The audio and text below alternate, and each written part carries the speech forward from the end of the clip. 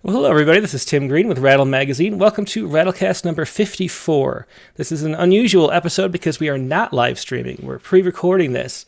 This is going to air August 18th, which is Megan's birthday, so it felt like a good time to take off. I wanted to broadcast for the first time this interview from Rattle number 68 with Paul E. Nelson. We did it over Skype on March 2nd. It was right at the beginning of the coronavirus lockdowns and things like that, so I couldn't travel up to Seattle to meet Paul, who is the founder of the August Postcard Poetry Project, and so much more. So we did it over Skype, and this might be the new format that we do from now on for our print interviews. We might do it over Skype, and then we have the video, which we can share later. And so I just did an interview a few months ago, last month, with Jan Beatty, who is the poet from our fall issue. And we're doing the same thing with that.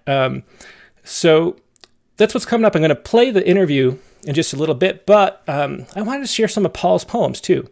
So we have Paul here on the line once again, and we'll get to him in just a minute. He'll read a poem, then we'll jump to the interview, then he'll read some more poems at the end of the show. Now, first I should say, though, that Rattle is a publication of the Rattle Foundation, a 501c3 nonprofit working to promote the practice of poetry.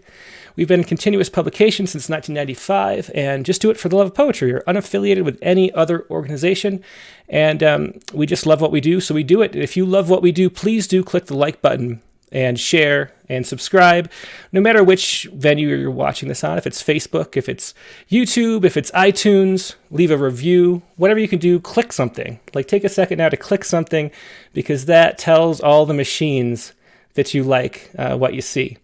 Now, as I mentioned, our guest today is Paul E. Nelson with a pre-recorded interview. Paul is the featured poet in our summer issue, which you can see on the screen here. And the tribute was to Postcard Poems. And Paul is one of the founders of the founder of the August Postcard Poetry Project. But let's read his bio here really quick from the issue. Paul E. Nelson is the founder of the Splab, Seattle Poetics LAB, and the Cascadia Poetry Festival. Since 1993, Splab has produced hundreds of poetry events and 600 hours of interview programming with legendary poets and whole systems activists, including Allen Ginsberg, McClure, Joanne Kyger, and many others. Paul's books include American Prophets, interviews from 1994 to 2012, American Sentences, A Time Before Slaughter, and Organic in Cascadia, a sequence of energies. He has work translated into Spanish, Chinese, and Portuguese, and writes an American sentence every day. Winner of the 2014 Robin Blaser Award from the Capilano Review. He is engaged in a 20-year bioregional cultural investigation of Cascadia and lives in Rainier Beach in the Cascadia Bioregion Cedar River watershed. You can find much more, so much. He's got so many essays and articles online at paulenelson.com. That's spelled just like it sounds, Paulenelson. And you'll hear more about all this in the great interview. It was one of my favorite interviews that we've done. Just so many interesting topics that we covered. It was very rangy and fun. But here is now to share some poetry. Paul E. Nelson. Hey, Paul, how you doing today? Tim, great. I'm grateful to be part of this again, and grateful it's summertime, and grateful to share my work. Thank you for the opportunity. Yeah, it's definitely my pleasure. Do you want to start out? I think what we'll do, as we mentioned, is we'll read one poem, then we'll put the interview in, and then we'll go back to a few other poems before we close out. Do you want to start with Frida 1? Frida 1 and 2. And 2. Yeah, okay. Frida smiles and winks at the camera. Frida, after surrealism, after 2 abortions, after 1925 streetcar accident and iconic unibrow Araguin sees as blackbird wings, I think. After Diego and machismo in black, yellow, red, tan dress, I am not sick, she says, shot by her lover in color, never wincing, as far as I can see, conditioning an image eternal for sainthood. I am not sick. 35 operations, 2 abortions, surrounded by skulls, pethidine, morphine, not sick, says she, broken. 2, Frida, let your hair down. Frida, don't look at me like that. Frida, leave Diego. Do not walk, bolt. Frida, won't you steal the masculine hat of the accident you called Diego and bury it behind Casa Azul? Frida in living color. Frida festooned in Mexican reds and blacks and tans, golds, yellows, y rosados y blanco rosas. Frida, why was surrealism a Mexican breakfast while the feet of the wounded table bleed and you paint tendrils on your 1940 image and only the skull smiles? Frida, who let the spider monkey loose to carry on and live carnal dreams alongside deer, turtle doves, parrots, una familia sustituta con el elefante y la paloma? Diego, ¿y tú? Dime, Frida, ¿de qué color es la flor en que tus cenizas esparcidas en la selva se convirtieron? Frida, tell me, what is the color of the flower your jungle's scattered ashes became? Excellent. Thanks so much, Paul. That was a great introduction to Paul's poetry, which you'll hear more about in just a second as we go to the interview. Hope you enjoy. So to start out, I'd like to hear sort of your personal story, and then we'll move into poetry in more depth. But how did you get into being a poet? And because I don't really know. I think you started out in radio, if I picked that up right. Yeah. But you really dedicate so much of your life to poetry now. How did you end up in this position? Well, I grew up in Chicago, and I was a radio guy for 26 years, and I moved to Seattle in 1988 for a radio job. Growing up in Chicago, I found myself attracted to progressive FM radio, WXRT, which is still on the air, 93.1. And they had such a wide variety of music that it created a very large aesthetic bandwidth in music. For example, in the mid to late 70s, you would hear maybe in the same set of music, Led Zeppelin, Bach, the Ramones, and Weather Report, for instance, and maybe in the next set some comedy, and then probably public service announcements or an interview on public affairs and lots of other very kind of outside stuff. So that really kind of shaped me. And then when I started doing interviews specifically in radio circa 1990, I was drawn to whole systems approaches and people addressing issues in the community from a holistic or whole systems perspective, and then started interviewing poets and started getting interested in writing it, and interviewed Allen Ginsberg and then Michael McClure.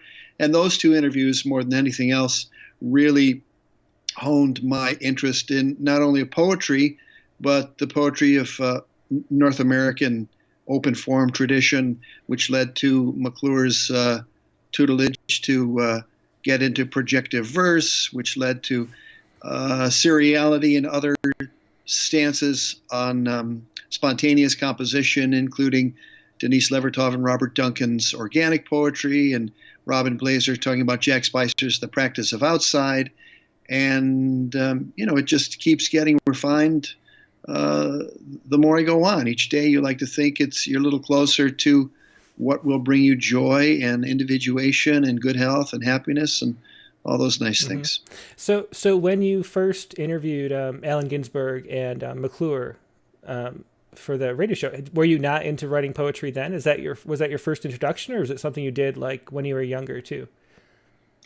Well, when I was really, really young, I just wrote a rhymey poem in kindergarten for the school newspaper, and they published it. And I'm like, this rhyming stuff is easy, And then I didn't really do anything until the 90s. My daughter Rebecca, who's a freelance journalist, lives in Brooklyn and just started teaching journalism at Columbia University. I would read her bedtime stories, and I got sick of The Very Hungry Caterpillar and all those typical kids' books, and so started reading her poems and started reading her, regular novels like The Strange Life of The Strange Life of Ivan Osakin and other books like that. So esoteric stuff, and then poems, and then I started my hand in about 94 in writing, and that was the year I interviewed Ginsberg, and then the following year interviewing McClure.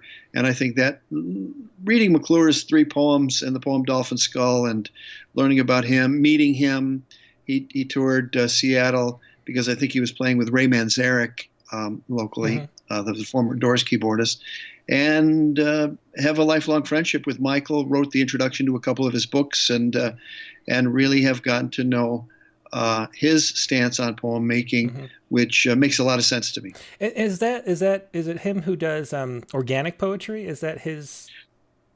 No, he says he writes in projective verse, which is the Charles Olson essay from 1950. Organic was a word that, or a phrase that his teacher, one of his teachers used, Robert Duncan.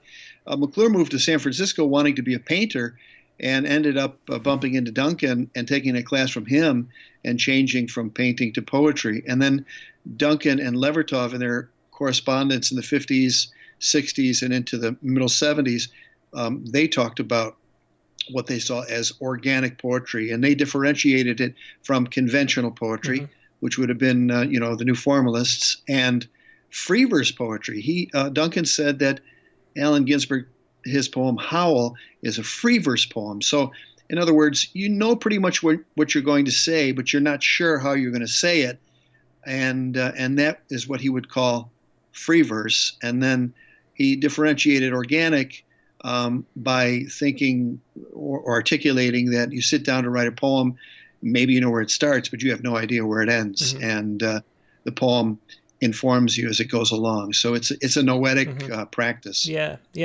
I find a lot of just personal resonance with that concept too. Do you know how far back that traces? That's one of the things I've always wondered about. That sense of poetry or just art in general being transformative rather than capturing something that you already know. Is that a newer concept, or within art itself? I know it used to exist within shamanic traditions and all that kind of stuff, but to be within art, do you know where that starts? Does it start in that era? Well, no, well, each era has, I think, its own take on it. And Rilke wrote the Duino elegies and a couple of blasts and sonnets to Orpheus. So I have a whole blog post called Writing or Rewriting, and it goes into the different takes.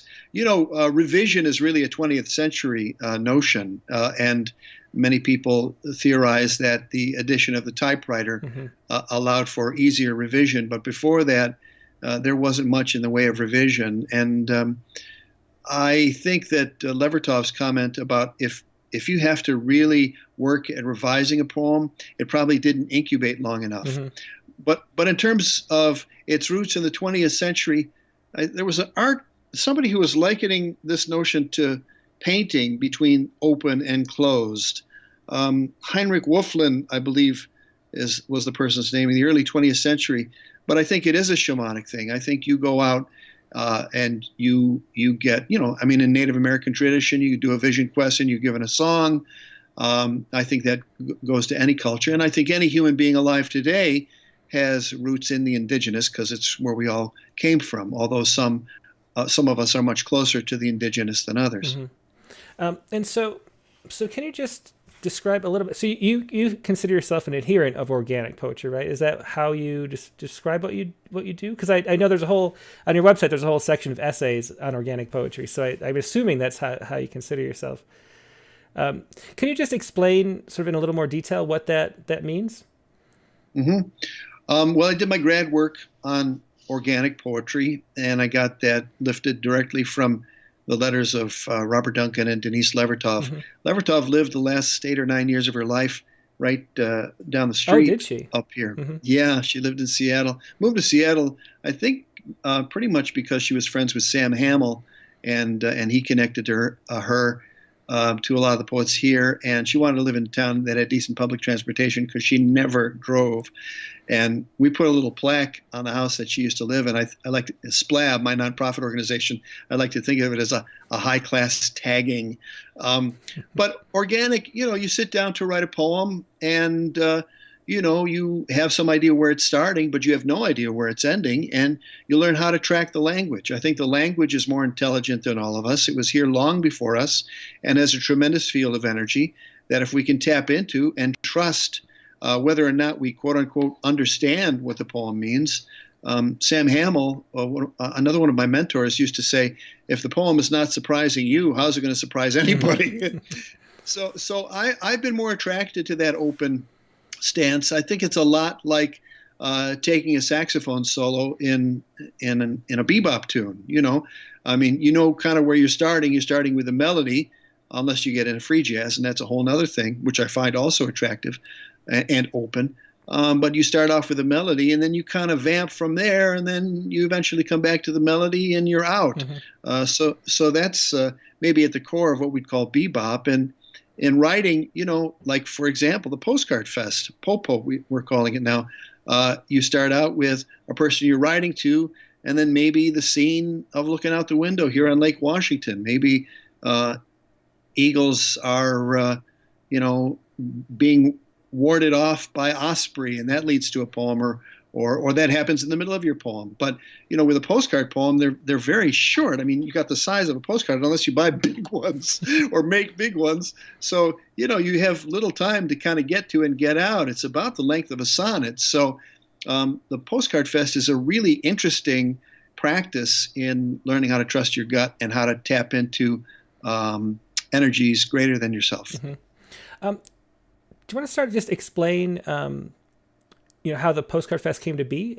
How many years ago did you start it, and where did the idea come from, and how does it work, just so people understand if they're not familiar with it? Yeah, you register, and you get on a list, and you'll get a list of 32 names and addresses, including your own. And if you register now or before the 4th of July, you'll get your list on the 4th of July. And then there's 2 weeks where the fest is going on and registration's still open. Anyway, you get a list of 32 people, and you have to the end of August to write an original original poem on a postcard to all the people on your list. So we had a book, an anthology called The 56 Days of August. So that was when you got your list on the 4th. No, you registered on the 4th, got your list on the 5th, and you started sending poems out on the 6th. So that gives you 56 days. That's how we figured it out. And the idea is that you're not going to split up, slice up a poem that you've already written and paste it on and send it out, but you're going to actually write it onto the card in the moment, and it's going to have something of the here and now. Or as Jimmy Buffett said, the weather is here. I wish you were beautiful. So, it started in 2007. Lana Ayers, who runs Concrete Wolf Press in coastal Oregon, I told her, I want to do some kind of August annual poetry festival that involved postcards. And she said, I'll help. And she really helped to edit and articulate what I was just kind of offhand telling her. And that created the guidelines that we pretty much stick to and have, entering now our 14th year. So it's been going on for 13 years. We had 424 people in, I think, 5 different continents. And there's a thriving Facebook group and really a community that has sprung up around this. A lot of people, they'll continue to send out postcards year round. There are fests that have branched off from it. One's a Peace Postcard Fest that happens every February. And one year there was a 52-52. So you were going to write a postcard a week until the next Postcard Fest started. So that's a little bit about it. And it helps with spontaneous composition. It allows for seriality because, you're writing within a span of 56 days. So there are likely themes that are going to come up again and again. And of course, you're writing in the summer, and that's a different kind of vibe.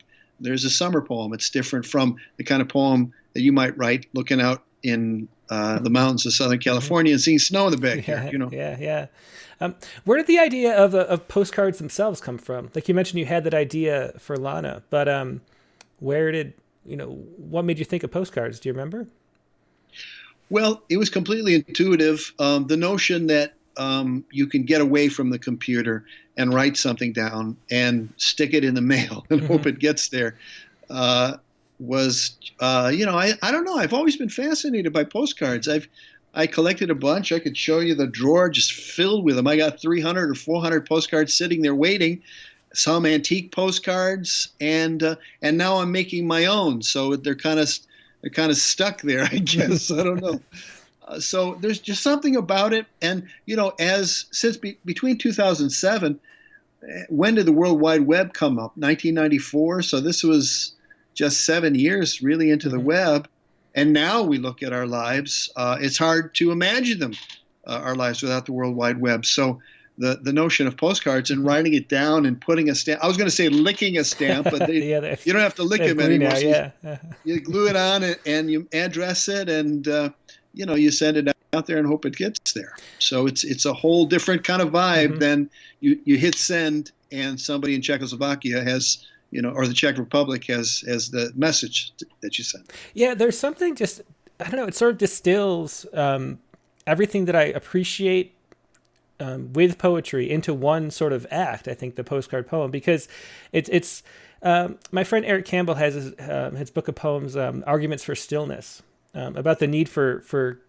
slowing life down and contemplating and living in the moment, and there's something about the slow process of that, the combination of slow and quick. It sort of slows what needs to be slowed and quickens what needs to be quickened, And so it's a really great concept, and I know a lot of people had fun, just judging by the.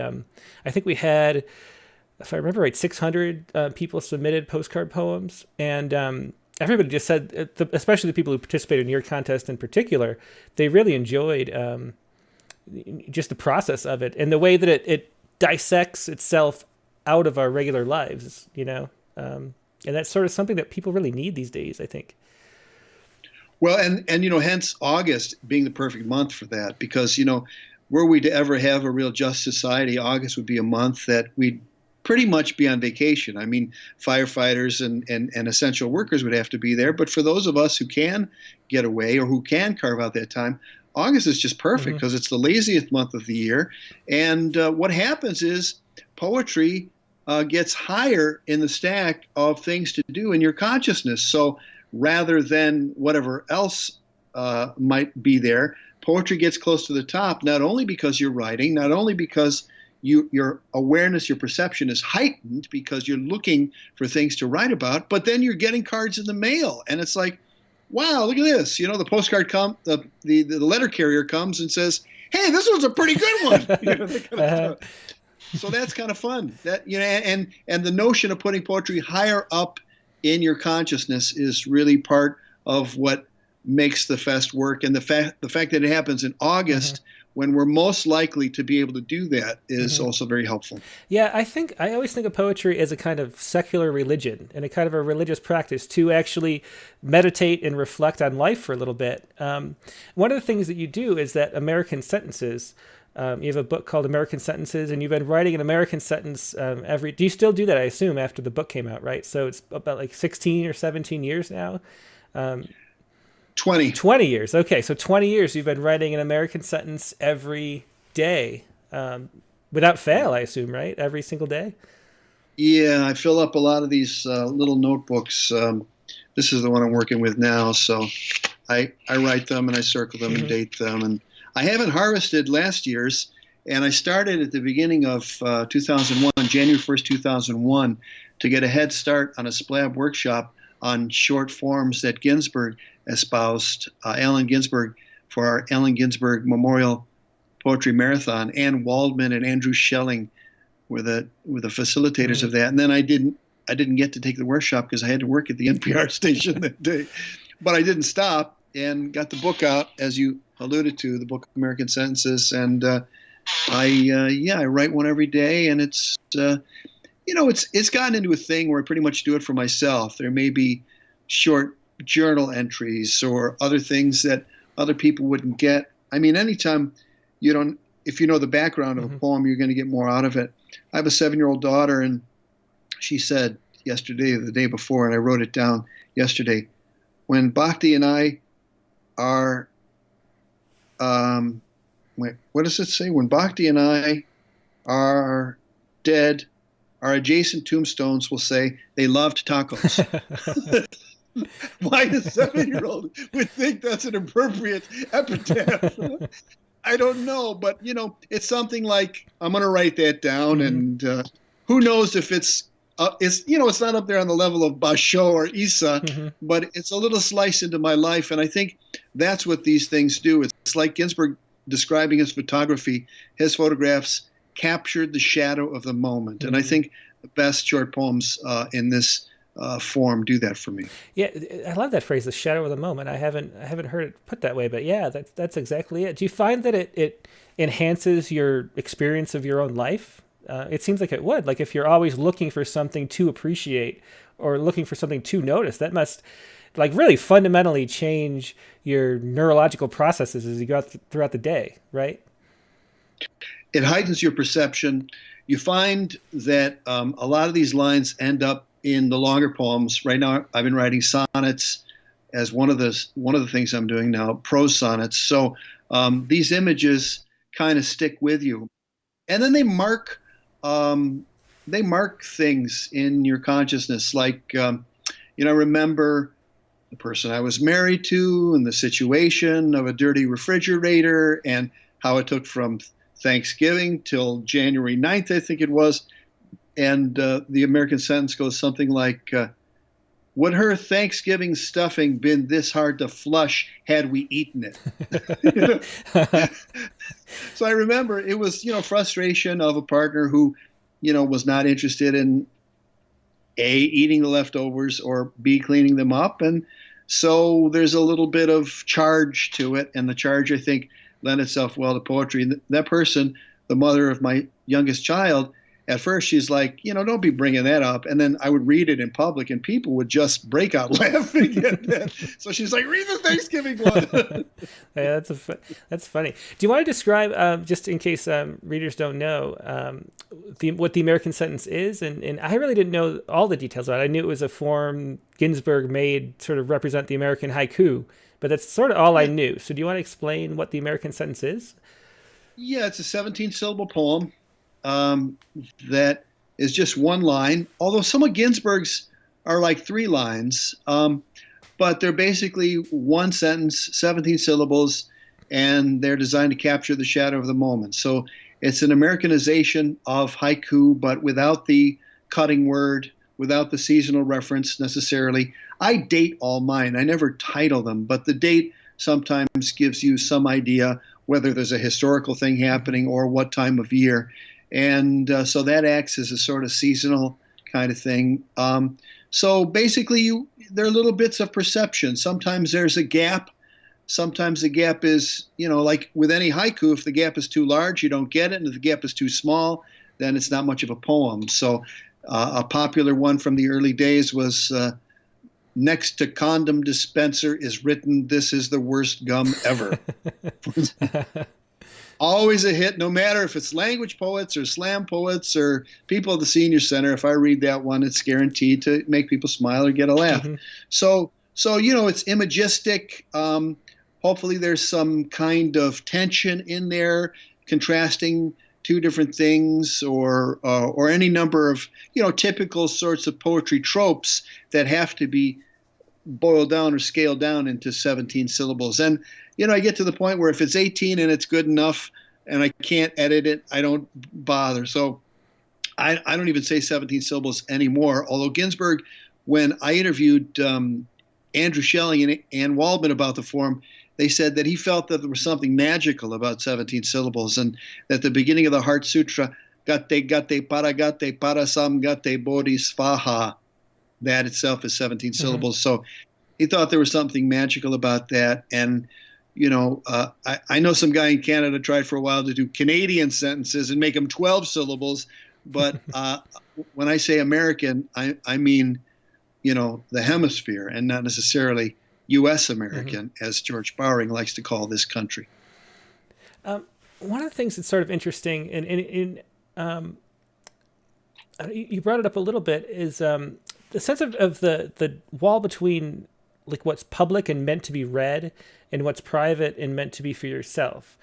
And so one of the things I always wonder about with when it comes to something like organic poetry and that concept is how you figure out like what is worth sharing and what is and what has value to other people, to strangers who don't know you, to don't know the background of the American sentence you just wrote.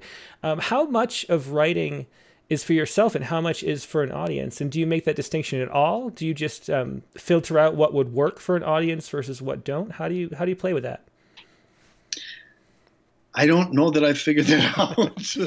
I mean, you go to a certain gig, and you think maybe you have a set list or something and thinks that's going to work, and sometimes it does, and sometimes you say, no, this ain't going to work. I want to change it up for various reasons, and sometimes those reasons work, and sometimes they don't. So sometimes you make bad calls in the moment.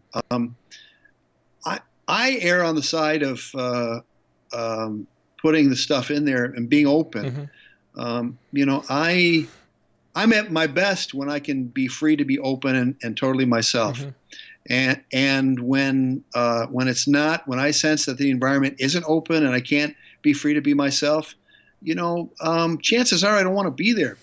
So it's a very difficult thing to figure out what an audience is going to appreciate. And in terms of a poetic gesture, I put just about everything in the poems. And so then what do I decide to read in public?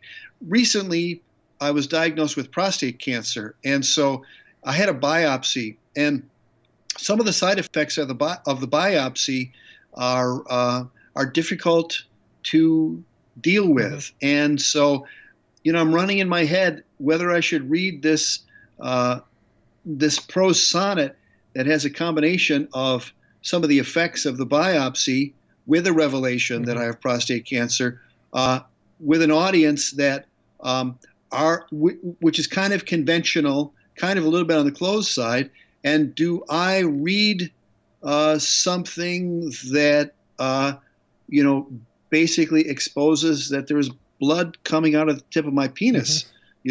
I mean, I don't know if I read that in public, but it's such a compelling poem. It's a combination of listening to Mike Garson, his tribute to Thelonious Monk, and having this experience, which, it kind of creeped me out. And I can imagine it would creep out others. And there's very direct language. It's certainly what do they say, NC-17, something like that. It's certainly I would have to do some kind of trigger warning, I think, which I never do, to say, hey, there's some graphic language in this poem. So, but on the other hand, those I've read it to or shown it to, they're like, oh my God, what an amazing poem. Kent Johnson said, this is strange and brave. And that's a great blurb, strange and brave. You'd want that on the back. You would, yeah. Well, what I was thinking was along the lines of there's sort of a risk that people, just when you talk about the process of organic poetry, there's a risk, especially for more novice poets who are, just starting out maybe, to use that as an excuse to be included and not share details that people will understand. Like you mentioned with the poem with your daughter and that background little story you said, you get more out of it if you know the background, right? And so it can really easily become an excuse not to, worry about giving giving a reader enough information to understand the poem and keeping a distance. It sounds to me like that's not a problem with you specifically because you're as open as possible and you're seeking and exploring as you write. But I think there's a danger of writing that kind of stuff that makes no sense because it actually doesn't, isn't there? Well, yeah. I mean, Michael McClure liked to quote Goethe, said that poetry should be incomprehensible and incommensurable. And yet Goethe has a lot of work that's very accessible. I'm drawn to poets like Nate Mackey and Brenda Hillman and Charles Olson and Wanda Coleman and Michael McClure and others who I don't think they tried to dumb it down. I think they tried. Their interest wasn't so much in going over, but how far down their own throat could they get? And with these poets, they're difficult at first to begin to understand, but once you've read enough of their work, it's kind of like you got to spend some time on it. This is not something that you can just like order a pizza to the door, and start eating. it's not going to be fast food poetry. It's going to be something that takes a little work. But once you do that work, I think there's a higher payoff. And Mackey likes to call his work hyper specific. So not just the luminous details, but the hyper specific luminous details. Ginsberg, when he was on my show, and it's in the book of interviews, American Prophets, he was paraphrasing Blake, but his paraphrase, I think, is more powerful than Blake's original quote. And Ginsberg said that he was talking about abstractions and generalizations are the plea of the hypocrite, knave, and scoundrel. So when we write, we often hide behind cliches or abstractions or generalizations when what we want to say is whatever the bloody truth of it is, and we feel like I can't do that, or it won't go over, or I'll be censored, or I won't be published in whatever publication. So, I err towards using poetry as a noetic and soul-building practice, and I think that audience considerations are secondary to that experience. I know that McClure loves to quote the abstract expressionist Clifford Still, and I've quoted him. I've used the same quote, and people hear that and they get livid when you explain it to them. But Clifford Still, who has a whole museum with work dedicated to his art in Denver, the city of Denver built it specifically for Clifford Still's work, as stated in Clifford Still's his will. And he said that demands for communication are presumptuous and irrelevant. And it's like, wow. And look at him. How many artists can we say they have their own museum in a major city? Very few. So Clifford Still's work is living on, and I think in part because he was interested in going as deep as he could into that gesture as an artist. Yeah. Well, I think that the problem, though, comes along when it's so easy to deceive yourself over when you're actually going deep versus when you're sort of just pretending. And I think there's sort of a problem within the literary world where we publish too many books. And there's this whole sense of publication, there's a whole industry around it now. And the sort of capitalist forces kick in, and poetry ends up being a career rather than that kind of noetic personal experience. But for me, like, if I remember kind of early on, I don't know if you're an Ashbery fan, but I could never get into Ashbery, and I decided I read the Tennis Court Oath over and over again until it sort of something happened, and then I was like, holy shit, like that book is amazing. And it took about reading it like 10 times through to understand what was going on there and why it really was amazing. But there are so many books that are published that you sort of have to have faith that the poet really did go that deep. And to justify 10 readings, I think. I don't know. It's just an interesting situation we're in. What do you think about poetry, the sort of the business of poetry? You run a nonprofit. As much as you don't want to, I mean, you have to deal with sort of balancing budgets and making things sort of commercially viable, even if it's not viable, economically. What do you think about that? Well, Splab stayed in business for 26 years because I haven't gotten a salary for most of that time. So that's a deal breaker for 98% of the people going. And Splab had a different way of doing things, and we've evolved into, being able to do a lot with a little bit of money. And I really like the notion of the undercommons, which is a concept out of Stefano Harney and Fred Moten. They had a book called The Undercommons, Fugitive Planning in Black Study. And as Fred Moten, as a black man in this country with, ancestors who were fugitives in one way or another, this metaphor for people who are fugitives from the colonialism inherent in a capitalist system like ours is a really interesting take. And they in this book, Harney and Moten, talk about the Prophetic Organization. And that's an organization that stands outside the outside the general sort of mainstream culture. The undercommons, they theorize, is this way of studying that we do in the nurse's smoking lounge at the hospital, or in the barber shop, or at the bar, or wherever, where information exchange, as valuable oftentimes as something you'll get in a university, kind of is outside the realm of the university, which used to be that place where we could get that kind of information, but now has, addled by capitalism or neoliberalism, has turned into a place where people get professionalized and learn how to be better insurance brokers, or any number of things in this capitalist economy that are really soul-sucking jobs. And so the Undercommons is this part of life that is outside the mainstream, and yet very valuable concepts, ones that save people's lives, are debated and theorized and refined.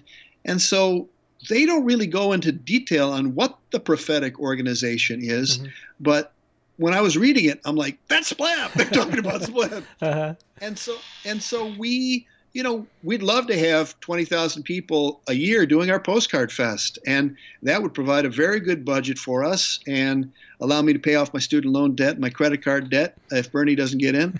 And we do the best we can with the grant situation. Peter Berg, who was the guy who invented bioregionalism by and large, he called these grants dog biscuit grants. Like, here's 1,000, and we have to live off those, and we're grateful when we get them, but it would be a lot nicer if there were another zero on the end of it, and that's the way it goes. Can you tell a story about how Splab started? Yes. When in the middle of my radio career, I started in 1980 professionally in Chicago, and then moved around the country, and then moved to Seattle in 1988. And the radio station I was working for had a management change, ownership change, and they wanted me to start doing public affairs programming. And I said, well, let me blow that off for a couple of weeks. And they're like, no, you have to have a show next week. I'm like, what? I got to interview people? I got to do research? He said, all right, we'll give 1 week, and then that show has to air. These public affairs shows that ran 6 o'clock Sunday morning, 7 o'clock Sunday morning, really bad times, as part of the requirements to maintain a license with the Federal Communications Commission. So I started doing these interviews, and I loved it. I loved talking with people. I loved doing the research. I loved engaging with them as we are here. And then I left that radio station and got picked up by a station across the street, and they said, we know we would like for you to do our public affairs, and we know you can't live off this small amount each year, but if you do it for us, it's okay if you do it for other stations, and maybe you can do it for 6 or 7 stations and make a living. So I started doing it, and it took me from the beginning of April to the end of the year to realize I could start a nonprofit and get some of those grants from many of the foundations who were funding programming on NPR, which was easier said than done. And so we started the organization, and a couple of years in, we started the Splab Project, which was a space for poetry. At the time, it stood for Spoken Word Laboratory. And that started about 4 years into our tenure as a nonprofit. And then in 2009, I moved back to Seattle, and the organization was rebooted as Splab. And so the literary became the focus, but yet we still do interviews, and then eventually put out the book American Prophets Interviews 1994 to 2012 in time for our 25th anniversary. And then we donated all of our original archives that were on reel-to-reel or on CD to the White River Valley Museum in Auburn, who's pledged to catalog them and eventually preserve them. To preserve decaying reel-to-reel, they have to bake them in an oven at 100 degrees, and then get the audio off, and then put it as a digital file. So hopefully someday they'll have the funds to be able to get those, because there's some really interesting content in there, and it's in their hands now, and they've got it in a climate-controlled environment. So Splab continues, now standing for Seattle Poetics LAB, and we're in the middle of a 20-year, well, not in the middle, year 8 of a bioregional cultural investigation of the bioregion known as Cascadia. So getting to know this place where we live and what makes it tick and what the genius loci is through poetry festivals, through interviews, through my own writing. and through the Postcard Fest. Popo. Well, I want to get to the bioregion in a little bit, but first, I think I love the Splab's mission statement, which is to challenge the conventions surrounding art and its influence, human consciousness, and the role of the artist in the community. I think is if I read my own writing right. What is the role of the artist in the community? Well, I think it's the role of the prophet. By the way, I think you're reading the old mission, because on February 7th and 8th, we renewed the mission and chopped it down and revised it. But still, the old mission, I'm still in sync with it. And I think the role of the artist is obviously to speak truth to power. I mean, this makes the position of poet laureate a very dicey one, because, and I just did an interview with Chin Pai, who was poet laureate of Redmond, and there was a hate crime in Redmond where this black woman had a used clothing store, and some guy dropped off a KKK robe, and it's obviously a hate crime. And a poem that Chin Pai wrote about that as a way of healing and bringing attention to it, the city said, maybe leave that one out, because it brings, it's not good PR for the city of Redmond. But it says a lot about a community that's willing to censor something like that. And it says a lot about a community where something like that can happen. Although I guess that can happen just about anywhere. We're more surprised when it happens in a liberal place like Seattle. So speaking truth to power, and also that prophetic kind of impulse. I mean, that's what we need more than anything else now. We don't need rhetorical poetry. There's so much rhetoric. We're drowning in rhetoric. We're sickened by it. I couldn't even take Bernie Sanders rhetoric, even though I voted for him in the primary. I can't take that kind of rhetoric, because it's like it's numbing to the soul to hear this kind of stuff. So something that's anti-rhetorical or deeper than rhetoric, something that speaks truth to power, something that's prophetic. And how do you get in touch with the prophetic voice? You have an inner life, and you're connected to something larger than yourself. And that's easier said than done. Yeah, it's interesting to make that distinction. I always felt like one definition of poetry, or maybe just art in general, is that it's the opposite of propaganda. Because propaganda is something that that you're trying to disseminate, whereas art is something that you don't know and you're trying to investigate. And one of the things that I've seen, I don't know if you've noticed, but poetry has gotten much more political over the last decade.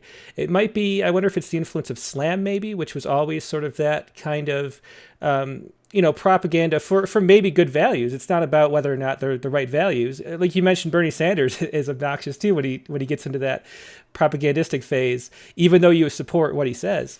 And I feel like that's really spread through poetry, where there's a lot of political poetry, but it's sort of messaging rather than investigation. Do you feel like that's the case right now? Yes, I don't think people know the difference. And I think there's a lot of poetry. I remember when Nikki Giovanni responded to the massacre at Virginia Tech, where I think 33 people were killed in one day. And, it was a horrific event. And she came on and had this, she was part of the, event that they did to heal from that, and, assumed the role of the poet, because she taught there. And she read this poem, and the crowd was into it. And it was, you wanted to watch it. I watched it a couple of times, but there was something about it that I'm like, wait a minute, I'm missing something here. And I showed it to George Bowering, and he said, well, it's rhetoric. Yeah. Very simply. And, rhetoric, sentimentality, cliche, these things are easy things to do. To put them into a rhythmic mode, a little bit harder, but still, it's really harder to write something that in 200 years is still going to be true, is going to be something that people go to over and over again. To read Walt Whitman, if you haven't read Song of Myself, to go back to that. It's just stunning and hyper-specific. I mean, there's not too many uses of the word quahog or afflatus in poetry, and yet Whitman was there, and it sounds as fresh as it did in many ways as the day it was written. So, a Whitmanic gesture, a gesture like Lorene Niedecker, like Emily Dickinson. These are, I think, what the poet's role is. And so not so much what's going to go over right now, but in touch with something that's eternal, that's going to sound fresh 200 years from now. Yeah. I feel like there's a really important distinction between, which is what my takeaway from doing. We did a slam issue all the way back in like 2007, maybe. But there's such a big difference between. I feel like the public maybe doesn't understand the difference between using poetic devices versus the pursuit of art in poetry. And in a lot of cases, I feel like in a slam, it's more like a religious sermon or something where what's going on is consciousness is being sort of focused on one point. And so there's a mass of people that are sort of being guided in the same direction. Whereas art instead is sort of expanding human consciousness itself on an individual level. And so when you read a poem that's doing that, or looking at a painting that does that, you're sort of being given a map by the artist to go to that new place the artist managed to get to through some kind of meditative act of creation. And it just feels like that it's not even the same thing. They have elements in common, but they're completely different, just in the direction of what they're doing. We went to took a team of poets to the National Teen Poetry Slam Championships in 2000 in San Francisco. And my partner at the time was feeling very uneasy with that kind of focusing on one point. And her feeling was that it was kind of reminiscent of being at a Nazi rally or something, because there was a mob mentality that if you disagreed with it, you were going to be looked at with suspicion. So I think that art, when it's propagandistic, and you get into notions of demagoguery, and then you get into how this current occupant of the White House maintains power by appealing to the very basest level of human being. I'm not saying that slam poetry does appeal to the base level, but I see some of the similarities, and that's not what I want from art. And I was involved in the slam for a little while, but I saw it limiting. I also saw how people were writing for the audience rather than for their deep selves. And I'm like, you know what? I don't want this to happen to me, so I have to get out of this. And I think it's like in jazz, if you come to jazz through hearing Jeff Beck covers of Charles Mingus, and then before long you're listening to Mingus, and before long you're listening to the Art Ensemble of Chicago, or the AACM, or that kind of stuff, then maybe that more superficial stuff has done its job. You start out with Instagram poetry or Rupi Kaur, and then you go on to Mary Oliver, and then before long you really want more of that really kind of deep gesture, and you're reading Nate Mackey or Fred Moten or Paul Celan or Brenda Hillman or Lorene Niedecker or any number of people who are not easily digestible on the first bite, but you have to go back to 5 or 10 times. And the funny thing is, with that kind of art, you can go back several times. And if you go back 10 years from now, you'll get more out of it because you're a different person when you come to it. So it's very myriad-minded. Yeah, I feel like how I conceptualize that distinction is through the idea of pixelation and resolution, like screen resolution. And I feel like that kind of art, which I call propaganda art or something like that, it's bringing coherence. But what art's doing, the kind of art that we're sort of talking about here, which I would call organic poetry, I think that fits, is increasing the resolution of your worldview. And so if you have, if you're born, you only have 2 pixels, say. You have yum and yuck. You know what you like and what you don't. You know mother, not mother. It divides into 4. It eventually divides into 64, 256. And as you go through life, it increases the resolution where there's those interstices between pixels of your map of the universe, right? And so what poetry does is takes a pixel and carve it up into more pixels, so you have an even higher resolution image. And I think that's the pursuit of the artist, is to increase the resolution of our understanding of human experience. And which is why I so, it's not just slam. I don't want to pick on slam. The poetry is all over the place. We do Poets Respond in Rattle. And I get this stuff, 100 poems a week, where it's all just promoting my political perspective, which I had when I started from. I know you're a very politically minded person, and how do you approach poetry in a way that engages politically, but is still poetry? That's a tough thing to do. It's very hard to do because I have a poem that's was written from a news story that I think was written on a Saturday, so I missed your deadline for Poets Respond, and it ended up being published in Cascadia magazine and became the single most popular thing on that website for a year, and it was Elegy for Tahlequah's Calf, and there's rhetoric in it. Mm-hmm. It's didactic. There's even things that veer on cliche.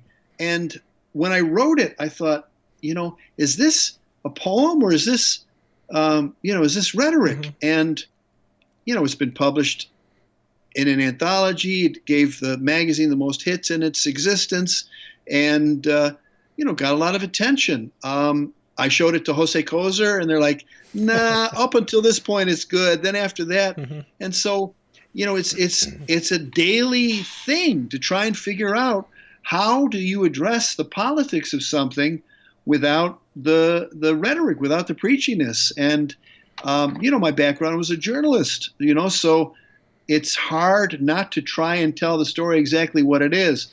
I think with some of the techniques that I've developed and some of the sources that have interested me, the Neo-Baroque tradition in Latin American literature as practiced by Jose Kozer and Jose Lezama Lima and others, that has allowed me to be more free to have a more accurate transcript of the way my mind really works. So using busted syntax or parataxis, abrupt subject changes, parenthetical thoughts, these kinds of things, to me, which are a more true transcript of how my mind works, but are not how most writing works in this country. Mm-hmm. Most writing is, you are writing for an audience and an audience has to get X out of your thing.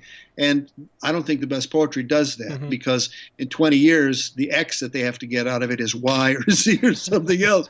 So, if you're doing, George Bowering said something about happiness that was published in the Vancouver Sun. And he says, if you listen really hard when a poem is coming on, quit your usual gabbing and listen, you'll have a happy experience because you'll get to be the first reader of the poem. Mm-hmm. And when he says it like that, it's like people would say, no, wait a minute. You're the writer of the poem. Somebody else is the first reader, like your partner or the mailman or your neighbor down the hall. But no, because you're engaged in the practice of outside, you're essentially channeling these forces that are larger than you, that have numerous sources that I don't think we'll ever fully understand. And you get to be the first person who sees that when it's finished and go, wow, that came through me in a way, but a sense that you are only the caretaker of it, that it was a gift to you as it is a gift to other people, and is consistent with Lewis Hyde's notion of the gift economy. Mm-hmm. Interesting. Let's talk a little bit about that because, the poet or the artist as a conduit for something greater.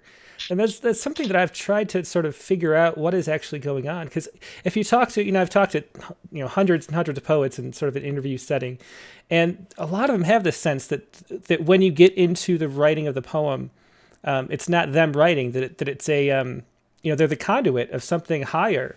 And I know you've interviewed and talked a little bit about Rupert Sheldrake. And so that's sort of the field consciousness kind of ideas. I don't know if you know about the Global Consciousness Project and those. Are you familiar with that, with the random number generators all over the world? No. Well, that's really interesting. I mean, I don't think we'd include this in the print interview, but I can't remember his name, but he set up all these random number generators, a network of them around the world. It's at noosphere, noosphere.princeton.edu is where it's all archived.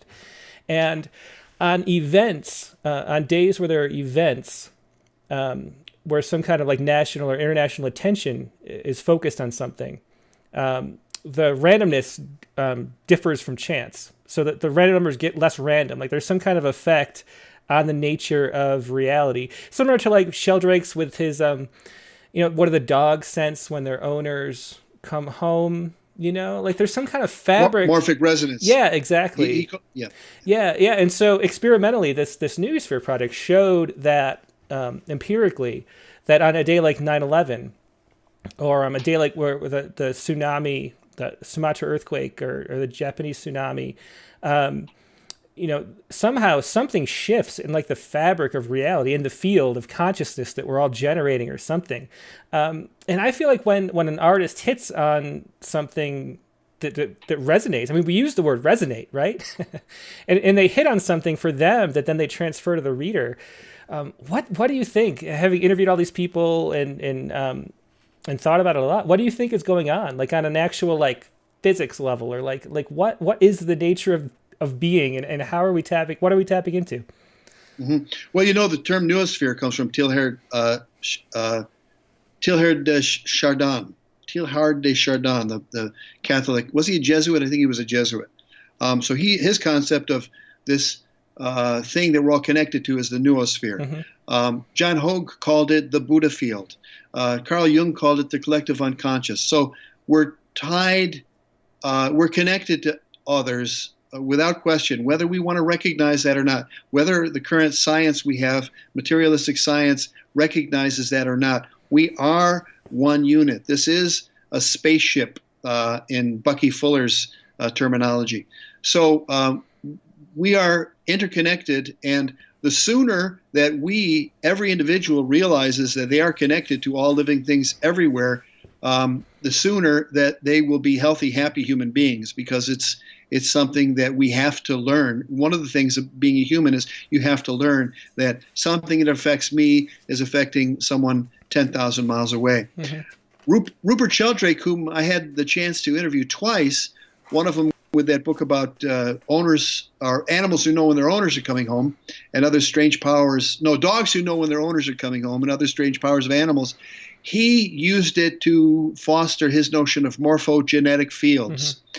So this field of information that can be tapped into. For example, how does a school of fish know when there's a predator to go out at the same moment? It's not like they're looking at the third base coach and he's going like this, or they hear two bangs mm-hmm. on the can and know that a curveball's coming if they're on the Astros. They don't have those, but they have some kind of group intelligence that they're all tapped into. Mm-hmm. Or there's a great video online called Starlings at Otmore, and to see these thousands of starlings, and they never hit each other and one drop out of the sky. How do they know? Sheldrake's notion is that they're connected through morphogenetic fields or morphic fields. And I think there's a lot to be said about that. And the fact that we are still animals, Mm-hmm. McClure said any man who doesn't realize he's an animal is less than one. Mm-hmm.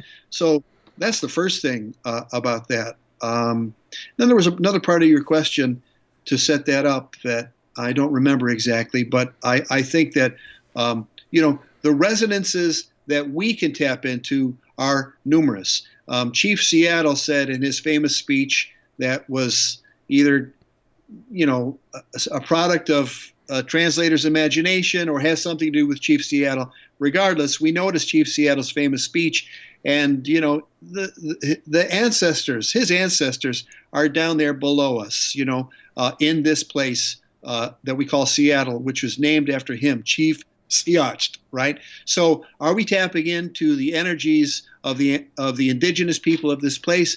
Are we tapping into the energies of our ancestors? Are we tapping into the fields left here by the poets who are alive or are dead, but whose work we've read and have influenced us mm-hmm. on some level? Are we tapped into the rhythms of Miles Davis and John Coltrane and Thelonious Monk and Fred Anderson and Carla Bley and any number of musicians that we may have listened to? I think all of these forces are somehow influencing the poem, and we never know at any given time, but we can give thanks for that, mm-hmm. and we can deepen the source material that prompts us to write in the first place. And I think when we do that, we get a better picture of who our true selves are. And when we do that, it's a very satisfying moment as a poet, regardless whether the poem is published or 10 million people read it or you get $200 in the mail mm-hmm. from it. Yeah. One of the things I noticed you're doing is there's a Cascadian Zen conference, and I know the Zen, the Zen word for that is Pratitya Samutpada, which is the co-interdependently arising phenomena that is sort of the fundamental nature of the universe. And so it's really interesting when I saw that, because I know you're into this kind of thought. It was interesting to see that you're doing a Zen conference. Can you talk a little bit about what that's doing and why? We did that on the 14th and 15th of February, and that was in conjunction with Seattle U and a professor of philosophy there, Jason Worth, and Shinyi Pai, a local poet, and the woman I mentioned who was the poet laureate of Redmond, Washington. She helped organize the conference, and it was a look at when we use the term Zen, we wanted it to be a very open phrase to indicate that the workings of one's inner life and some kind of discipline. So not everybody who attended had a practice of Zazen. I, for one, sit on occasion. Mm-hmm. But I poetry is your sitting, so. That's one aspect of it. I also practice Latihan Kejuan of Subud, which is sort of a hard to call it a walking meditation, but something like that, very spontaneous thing. I also do yoga. I also draw a daily rune. I also pray every day. So I have many different things that I do that I wouldn't call Zen, but I think are sympathetic with the Zen impulse. So combine that inner life or some kind of practice that one has, self-building practice, along with life here. Looking out at Lake Washington and seeing a little bit of the foothills of the Cascades, the Issaquah Alps, and seeing seagulls and coots and the occasional heron. The osprey was here a couple of weeks ago, way early. The eagles are learning how to hunt coots, and we've never seen them get one. Sometimes we see an otter or a beaver in the lake. So this is different than what someone's going to see in Flagstaff, Arizona, or in Nashville, Tennessee. So what is it about this place that makes kind of Zen impulse different? And there were papers given and exercises done, and we're planning an anthology called Cascadian Zen. And so we're working on getting that into the world in about a year from now. And that's the current anthology project that I'm working on. Yeah, and I mean, you sort of touched upon it before, but one of the things you're really interested in is the Cascadian bioregion. And I thought when we met, I mentioned, when we met at that bar with Peter Monroe, maybe 8 years ago or so. I don't know how long ago that was. You talked about the Cascadia, and I thought about doing a Cascadian issue, and I thought maybe we'd be interviewing you for that issue. We ended up doing a Postcard Poems issue instead. But so what is the Cascadian bioregion for people who aren't familiar with that, and what does it mean to you? Like, why are you so passionate about it? Mm-hmm. Well, a bioregion is, imagine if every country had its boundaries drawn by nature rather than white generals sometimes looking at a map. Mm-hmm. And if you think of nations as having some similarity in terms of the plant and animal life and, of course, connecting watersheds, you would never cut through a watershed to create a nation, although we've done that with the 49th parallel and many of the other straight lines that go through the states, especially in the western United States. Colorado is a parallelogram, as is Wyoming. And, nature never works in straight lines. Anytime you see straight lines, you have to ask questions. So Cascadia as a bioregion was really fostered by David McClure, who also worked at Seattle University. And he taught sociology, and he's developed these maps that are just incredible. Cascadia-institute.org. You can see his latest map. You can download it as a PDF, a small version, and you can buy it at the local map store here for $20. And it's beautiful. It's evocative. And what it says to us, and by the way, Cascadia starts at about Cape Mendocino, California, includes Eureka and Arcata, and that part of California, Mount Shasta, excludes a good part of Oregon, which is part of the Great Basin, and includes all of the state of Washington, most of Idaho, western Montana, and British Columbia, west of the Continental Divide and the Panhandle of Alaska, going up to Mount Logan. So is this salmon country, basically? I mean, that's a simple way of saying it, but that's something we have in common. The San Andreas Fault forms the southwestern sort of boundary of it, and then the fault goes 1,000 miles due west, and McCloskey includes that on his map, even though that's part of the sea, and map makers were saying, that's offshore. You don't need to be concerned about that. But he felt it was important to show those offshore things and how they affect the consciousness. And I think the important thing about bioregionalism, Peter Berg said that the product of the culture that gave us nation states, the product of this kind of culture is garbage. Even durable goods, wash machines and dryers and cars, they end up, on the front lawn of the hillbillies, the hillbillies lot. And so that's what the product is, and not just the product of the things of this culture, but also the culture itself, cultural garbage. I think if we look at our media right now, we can state without any uncertainty that this is garbage coming out. Our politics are garbage. So he said that one has to think bioregionally and connect to the place in which they live, which can be broken down by bioregion, or places that share affinities with plant and animal life and watersheds.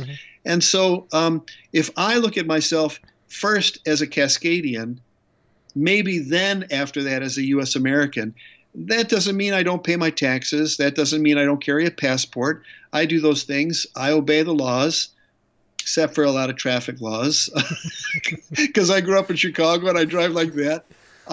But if one considers himself Cascadian before anything else, then the whole reality begins to shift. It's like writing that 17-syllable poem every day. You're training yourself to realize that whatever happens in Washington, D.C. or Ottawa, Canada is not as valid. I mean, it will affect me. If Bernie were to get in and have Medicare for all and student loan amnesty and a Green New Deal, I'm convinced my life would be better. But in the meantime, there are a lot of things I can do to insulate myself from the vagaries of what happens in the capitals 3,000 miles away, and live a happy, productive life that is tied to the natural seasons here and that's tied to place. And I'll leave you with a Dogen quote about that. When one finds the place where they are, practice occurs. When you find the place where you are, practice occurs. Something like that. The notion that you really can't do any work on yourself until you realize where you are in space and time and go from there. How big of a sort of a movement is it? Do you have any sense of that? How many people? I've seen it outside of sort of your network of literary sort of circles. I've seen a lot of references to Cascadia since you brought it up all those years ago. Even people talking about seceding or forming their own states and things like that. How widespread of a movement is that? It's hard to say. You see a lot of Cascadian flags. I got the Cascadia flag sticker on the back of my car. In fact, I have a postcard right over here. I keep it in the window so people can see. Hang on just a second. It's the Doug fir. This is the famous flag of Cascadia with the blue stripe, the Doug fir in the middle, and the green stripe. My friend, the artist, Ian Boyden, says that tree looks very lonely, and it's likely that they chopped down all the other trees around it, and it's not a good thing. So I started creating postcards, and then I got at least one painting where I do these collages, and so I've got 3 trees in this one. So you can see I got to work on my Doug fir. It's not as good as that Doug fir, but I'm having fun with the collages, and I've done probably about 150 postcards that are variations on the Cascadia flag, like Jasper John's variations on the U.S. American flag. So let me kind of start rounding out the interview here. What is your sense of where poetry is moving forward, and what do you think its place is as we sort of progress through the 21st century? Do you see sort of a revival of poetry as we sort of get carpeted over by commercialism and those parallel lines you were talking about, and in the media? Do you think there's a renaissance of poetry coming or already started, or do you think we're sort of desperately clinging? Well, it's hard to say. I mean, Mallarmé said poetry is the language for a state of crisis, and if we're not in crisis right now, I don't want to see what it looks like when it does hit, because it's it's may you live in interesting times is the Chinese curse, and we definitely live in interesting times right now.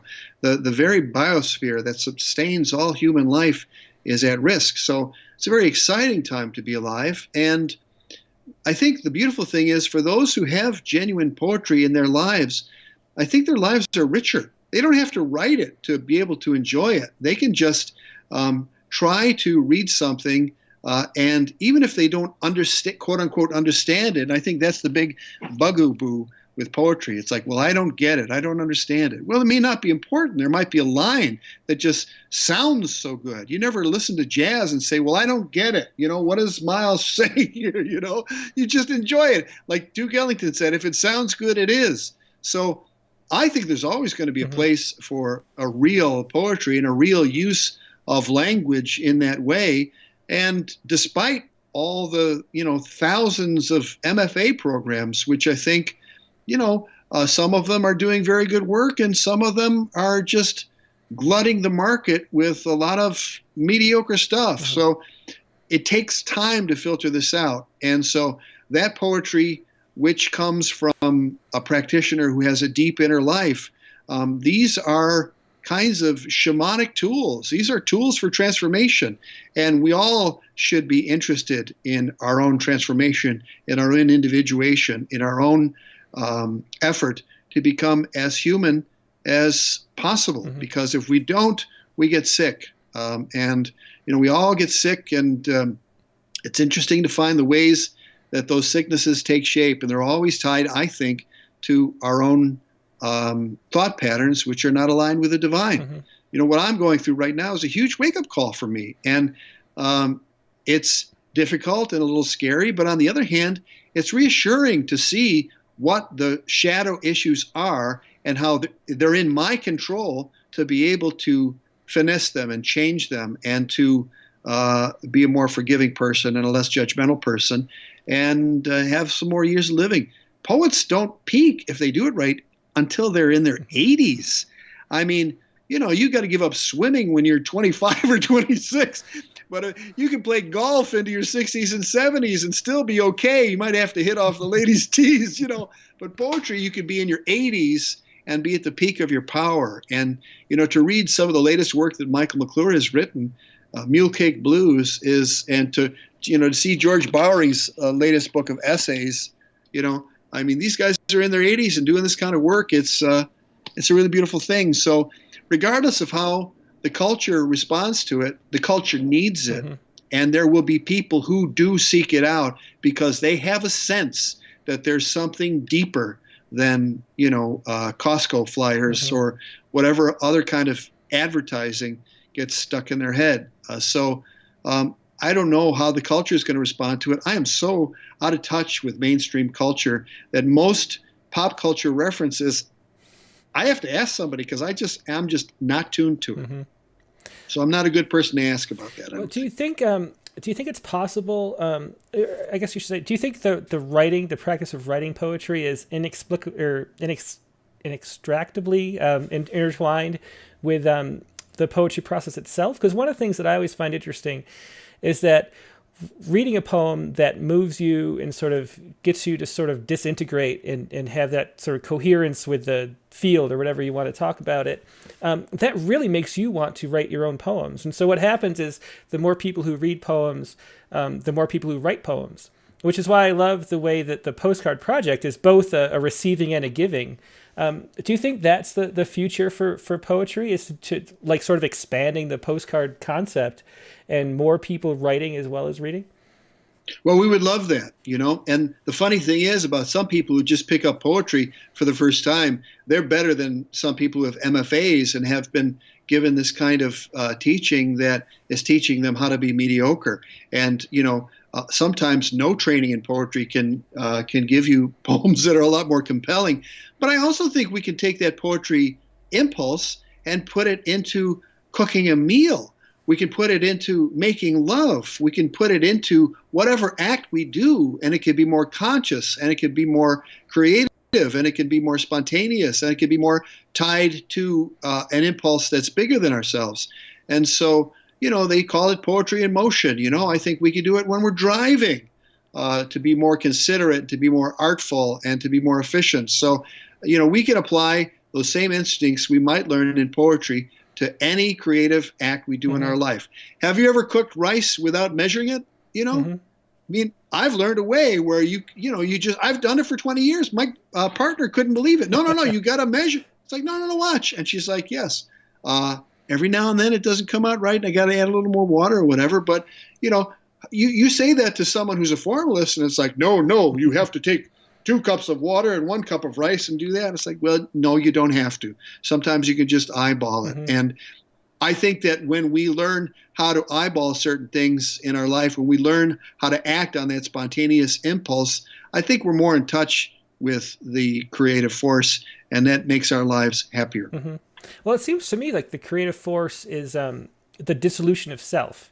And so when you mentioned formalists, but I think what formalists do is that's their access into no self, into no tan, where they are so focused on the rhyme and meter that they allow their conscious forcefulness to back away, so they can be no self and merge with whatever weird forces we were talking about earlier, and create something new, which is what you can do if you're an athlete. That's the zone. It's the forgetting that there's anybody except for the pitcher and the ball and his one hand, as the ball comes in, and you can even see the spin because your consciousness slows down so much. There's so many aspects of human nature that are that sense of my own consciousness dissolving away. And it's such a beautiful experience. And artists write down and make a map of that experience. But we can, I think, experience that everywhere. And it's something that it's not valued. What was the phrase you used? Undercommons. Yeah, like it's really the undercommons is what all this stuff is that we're talking about. Yeah, the undercommons. Okay. Yeah. Well, I'm not a formalist, and I think that it's okay to have. There's nothing wrong with formalism. It's not my thing. It's not my preference. Duncan said that if you're writing in the field, here's to bring up the word field again, that aspects of iams and trochees can come in there. But they're not required, and there's not a formula per se, or the formula is being discovered in the moment of composition. To me, that's the most satisfying gesture. But any way that people can get in touch with their deeper selves, if it takes a form to do that, well, more power to you. That's not how I've come to it, and so that's not my preference. But I'm only one person, and only speaking for myself. Yeah. Okay. So now that you have, now that the Cascadian Zen conference is over, we know the postcard poems are coming up. Are there any other projects you have going on, or what are you looking at doing moving forward? I've been writing a series of prose sonnets since the beginning of 2019. I've got several books of unpublished poems. One has been submitted to a contest. A shorter book of the prose sonnets has been put into a contest for a Floating Bridge Press, local press that has an annual chapbook award. I write the American Sense every day. At the end of this year, it'll be 20 years of doing that once a day. So the book American Sentences is going to come out in a new version with 20 years of work. My first book of poems, A Time Before Slaughter, which is sort of like Patterson, William Carlos Williams, or the Maximus poems, Charles Olson.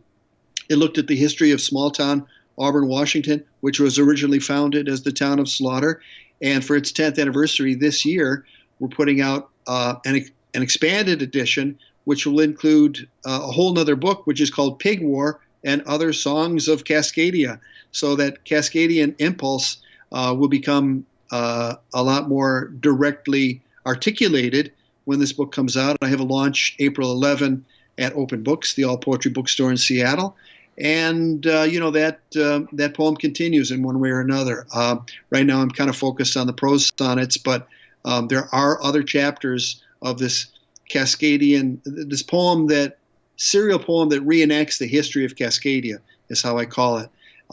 That is not over by any means, although I think if a book's going to be 335 pages, you probably don't want to make it any bigger.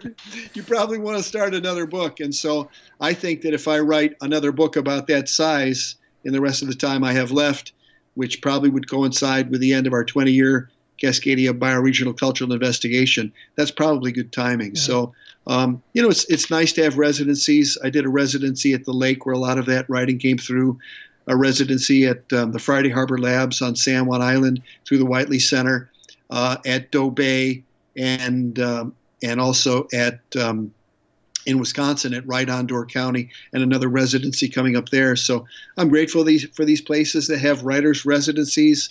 I do a lot of writing at home, but it's nice to get away and be focused monk-like on the project at hand. I also would like to have more books of interviews come out. They're expensive to transcribe and then edit and then publish. So, American Prophets got out, and it was a lot of work on that. But a book, Cascadian Prophets, in fact, I'm pitching that to a publisher later this month. So I could see several more books of interviews come out, and the serial poem, and the American Sentences, and a few other of these manuscripts. A book of postcard poems being published by Thibaut Bach publishers, which are in your part of the world. Mm-hmm. So these are some of the projects that are going on now, in addition to the annual Cascadia Poetry Fest and Popo, a rebranding of Popo, to call it Popo, to give it a new website, popo.cards, oddly enough, and to try and get 10,000 people to do that fest. We'd love to advertise in Rattle to get people to join it, so I do want to talk to you about doing that. Well, we actually don't advertise, but hopefully the idea is that this interview and issue becomes an advertisement. A whole issue is kind of a half advertisement. So I really hope people participate, and everybody who's heard about it, it really is enthusiastic about the idea. It seems like a lot of fun. It's one of those things that I think a lot of people, the idea is fun and you really want to do it. There's probably 10,000 people who want to do it. And then when it comes down to it, you sort of get cold feet because of how much time you imagine it would take. But maybe hearing this interview and realizing that how important spontaneous composition is and how you're not supposed to take a lot of time, maybe that'll encourage people to do it. But it'd be really great if, I'd love it. I want a world where as many people, when we interviewed Richard Gilbert, the haiku scholar, for our Japanese forums issue, he described in detail how haiku functions in Japanese society, especially for older people, but it's something that people just do, and it enriches their lives. And half, I think a third of the population writes haiku as a form of enriching your life. And I'd love to see that happen here. And I think the Postcard Poems project is a great idea for bringing that about, or bringing it more to the fore. So thank you for doing it. Thanks for your support and for all you do for poetry, and for taking time to look at my materials before we did this, and for your interest in my work. Yeah, well, thanks. Yeah, thanks. Have a great day, Paul, and I'll talk to you later.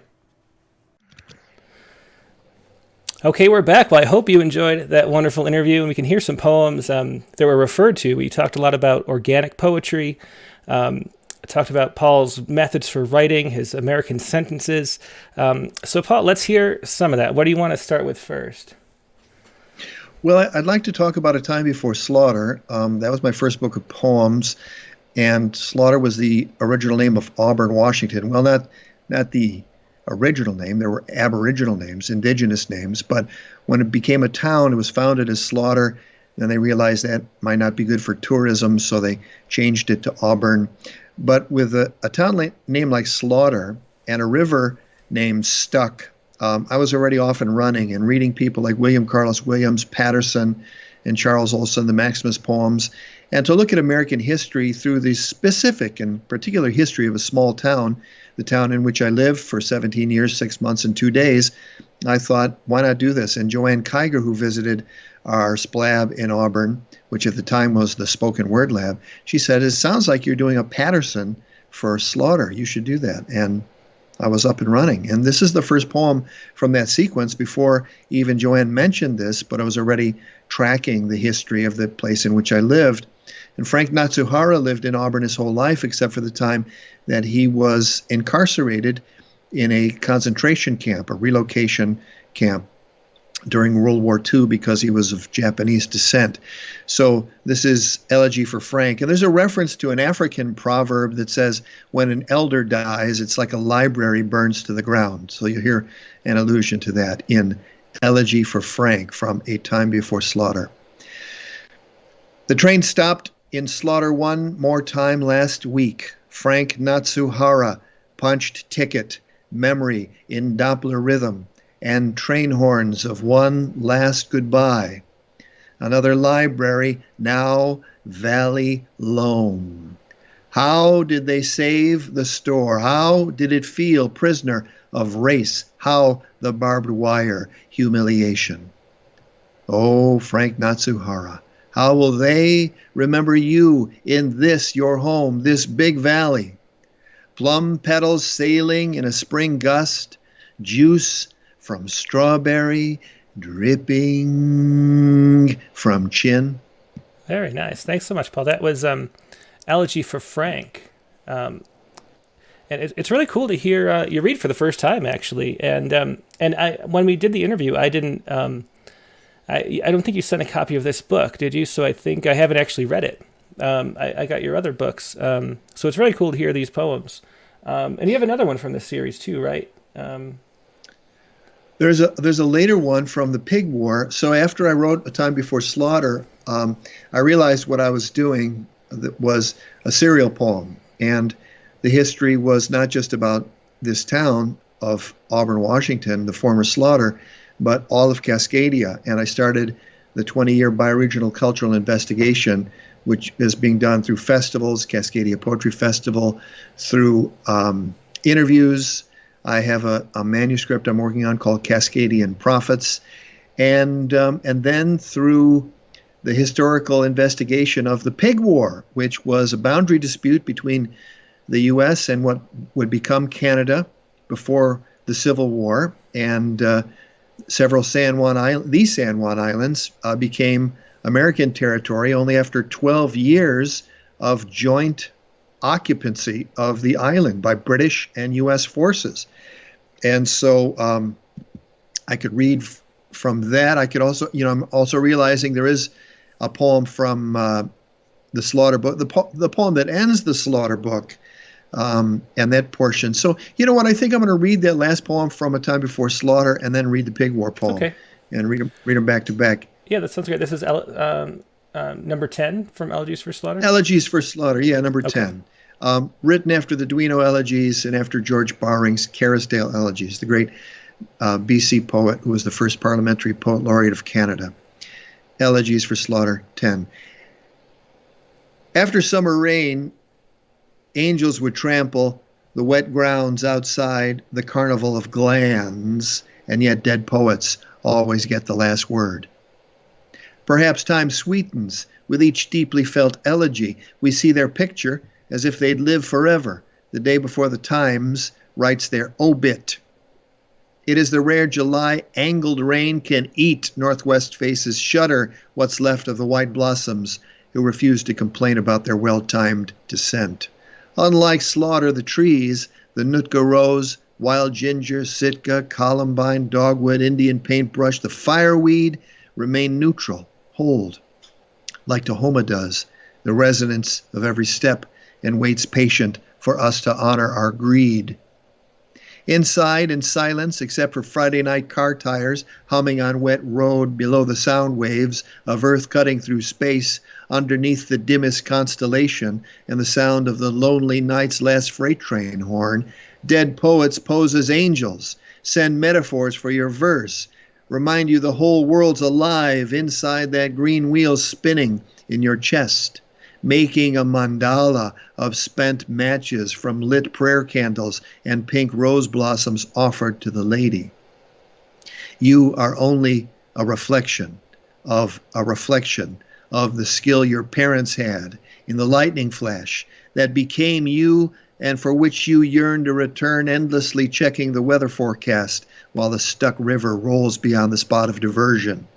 You get a hernia as your marriage falls apart, or your nose bleeds for recognition, but the grace-saving use the extraordinary patience of dead poets in the garden scaring raccoons, dead poets animating the cat's eyes for a moment, moving molecules to drop white blossoms for your amusement, dead poets caught in your throat in the fetal position, like latent antepasados turning the last blood fire burn into your richest, deepest song. Sunlight's headed south now, faster than the cat can comprehend, makes the tips of stuck waves more white, animates coyote's smile, lubricates the stunts of stellar jays, keeps light shining on slaughter, not waiting for better weather. And a poet you knew will become that light, or that latent angel, or that force moving molecules to amuse your evening walk faster than your aging synapses can flash across their gap. He who could live beyond the last parenthesis, she who could hold fire in her hand, he who makes better weather for those who honor their ancestral land, she who marks the northwest July sun's closing arson orange and apricot rays in skin, blood fire, and melted wax. She who taps the never-ending flow can withstand every parlor trick slaughter could ever conjure with a rare commitment to every blossoming every species has ever known. Thanks, Paul. That was once again the last poem in Elegies for Slaughter, and you can really feel when you read, you feel the beat influence in your poetry, and in this sequence anyway. Do you want to go to the pig war poem that you had? Sure. Clues from Hell. These are haibun. They're in another series called Haibun de la Serna. So each haibun, which is a Japanese form invented by Basho, of a prose, sort of a poetic prose portion and a haiku-like moment, or a couple of paragraphs of prose-like prose poetry, and then a haiku-like moment are juxtaposed. So, and all of them start with epigraphs from Ramon Gomez de la Serna, who was a contemporary and friend of Salvador Dali. This 197, Clues from Hell. And the epigraph from Ramon Gomez, smoke rises to heaven when it ought to descend to hell. And the heavens of your making a home, be it the rock or Kerladen, Woodtown, or the lake, Cagayan or Cloud 9, Slaughter, or a little corner of Hillman City survivable by pea patch. Make it with enough care to notice from the lichen to the day moon, from the library to the Japanese maple, from the giant sunflowers to the three-steepled cedar points to better weather.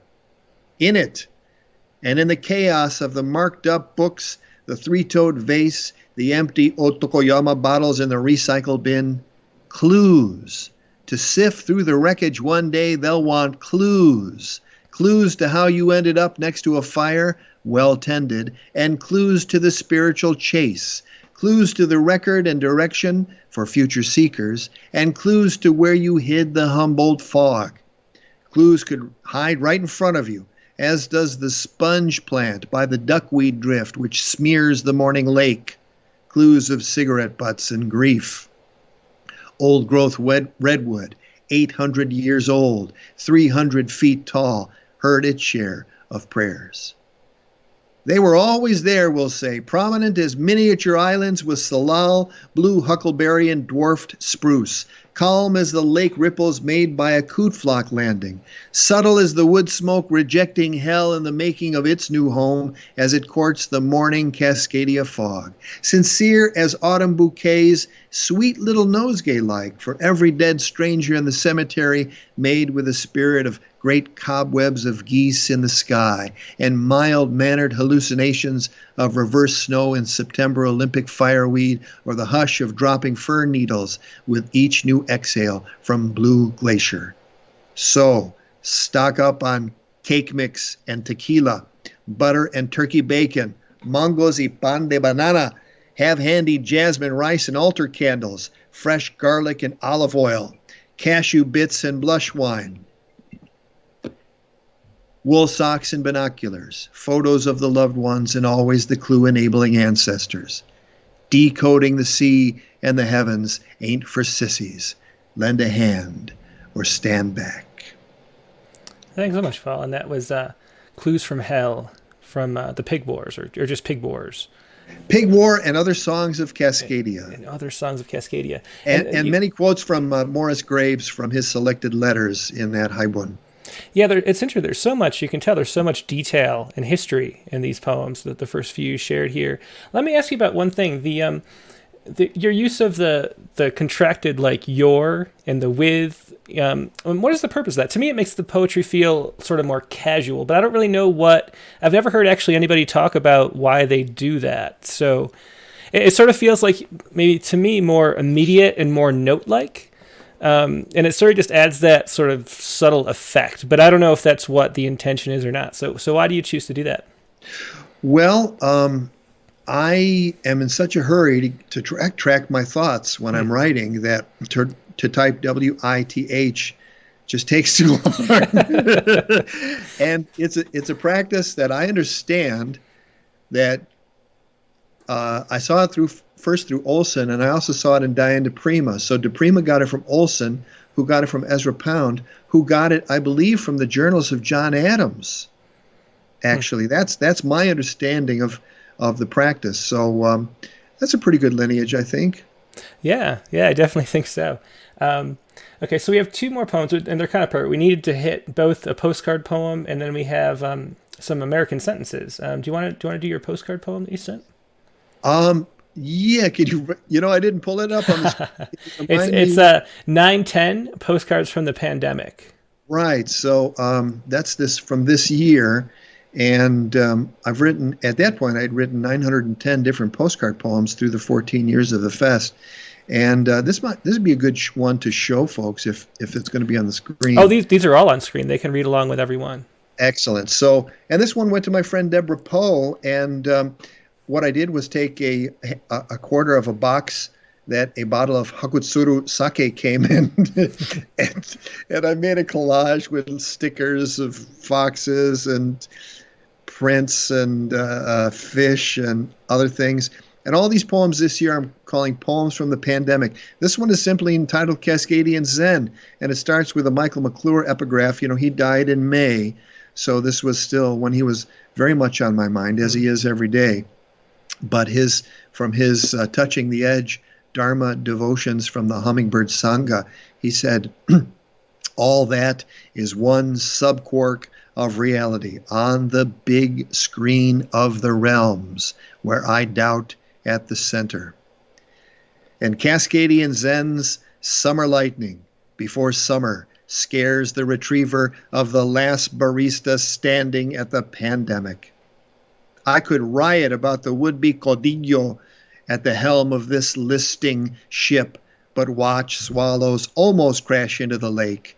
Same lake amplifies prayers for something beyond the normal dropped us here. And that a reference to caudillo, Kozer calls President Trump el caudillo analfabetico, which means in Spanish, the illiterate strongman. Interesting. Yeah, not bad. Okay, so let's hear a few of these American sentences too, which we talked about at length in the interview, and you quoted a few, but let's hear some other ones. Man, these are pretty brutal. The ones I sent to you, you always love to have people on this kind of uplifting moment, and here, I don't know, they were written for Cheap Wine and Poetry, which was a poetry series that happened for many years at the Richard Hugo House that Brian McGuigan was involved in putting on, and I think they'll probably resume it after the pandemic lockdown. But these are all about interpersonal relationships, so they were more written or selected for a drinking crowd. So, and I'll just date them. None of them have titles. They all have dates. February 9th, 2001, one small spat, and you reconstruct front room into bedroom in exile. Same relationship two more times. July 18th, 01, no time for that, she says, releasing semi-erect morning penis. And that relationship ended in November, and here's an example of why, or some of what was going on at the time. November 8th, 2001, 3 days after the split, I revert to a diet of cake and meat. Which is true. It was meatballs and pound cake that I got after an election night party when I was living alone and having just broken up in that relationship, or having been dumped, I guess, is the way it happened. So not all the American sentences are funny.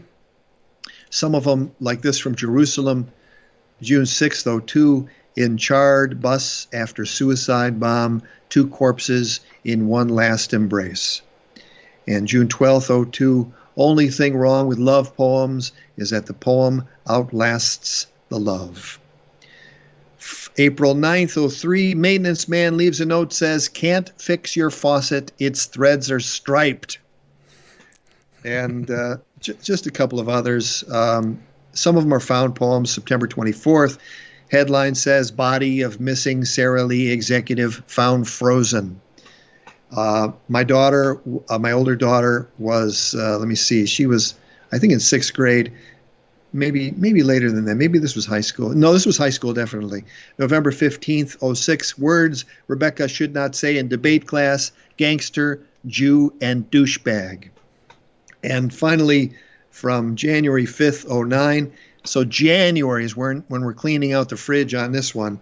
Would her Thanksgiving stuffing been this hard to flush had we eaten it?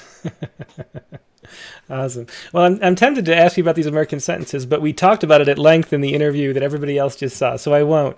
But thanks so much for joining us again, Paul, and taking up a second day of your time to join us on the Rattlecast and do this interview and this wonderful issue, which everybody really appreciates. What's the status of the August Postcard Poetry Festival? Because you did it early because of the pandemic, so I was a little confused about actually what's going on. The next time you're doing it is still going to be next August, is that right? Yeah, the registration will open on September 1st for 2021, and the list will go out on the 4th of July. Come hell or high water, it's not going to be a long fest next year. It's going to be a normal sized fest, 58 days.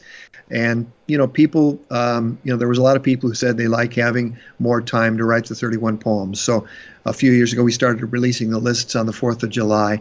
So it's really like all of summer here in Seattle, 6 weeks or 7 weeks of summer.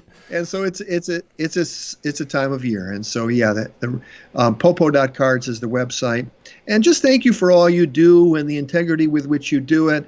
And standing up for what you believe, and for taking great care with my work. I really feel that you paid attention, you did your homework, and you presented it in an honorable way. And that's a very rare thing. So I'm very grateful, Tim. Thank you. Oh, just my pleasure, too. And I should say for everyone at home, do enter the August Postcard Poetry Project next year. It's so much fun. I've heard from so many people who just love doing it. And you could feel, just reading the submissions, the joy and the appreciation that people had for the project. So I hope everybody watching here signs up starting September 1st, popo.cards, and for next summer does the August Postcard Poetry Project. But thanks again for joining me, Paul. It's always a pleasure talking to you. Hope we can talk to you again soon. I'd like that. Thanks, Tim. Yeah, bye.